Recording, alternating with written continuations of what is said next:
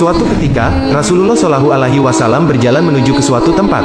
Dilihatlah oleh seorang perempuan bahwa kain sarung yang Rasulullah pakai sudah lusuh dan tua. Perempuan tersebut pun merasa sayang dan iba dengan keadaan pakaian Rasulullah Shallallahu Alaihi Wasallam.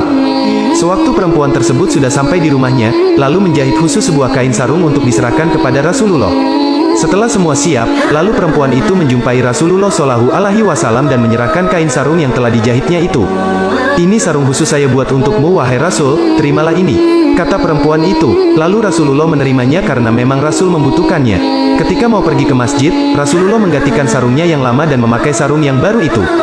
Melihat sarung yang digunakan Rasulullah Shallallahu Alaihi Wasallam oleh seorang sahabat, memuji sarung yang digunakan Nabi itu. Bagus dan indah sekali sarungmu wahai Rasul, dari mana engkau mendapatkannya? Puji sahabatnya. Mendengar ucapan sahabatnya, Rasulullah paham betul maksudnya itu dan meminta kepada sahabatnya itu untuk menunggu sejenak.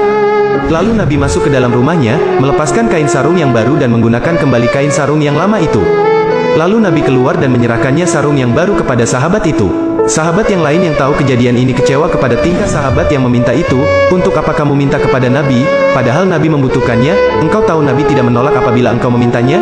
Tanya sahabat kepadanya. Iya betul, saya memintanya dan saya tahu Nabi tidak menolak, tapi saya tidak ingin memakainya.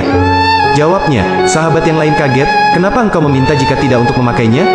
Ditanya oleh sahabat itu, lalu dijawab, iya, saya meminta dan menyimpan untuk kain kafanku ketika aku mati kelak.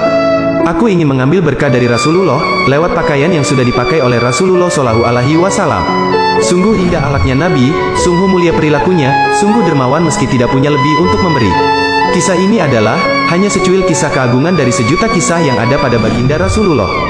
Hati siapa yang tidak akan jatuh cinta pada manusia agung dan mulia ini, melainkan buta pikiran dan mata hatinya.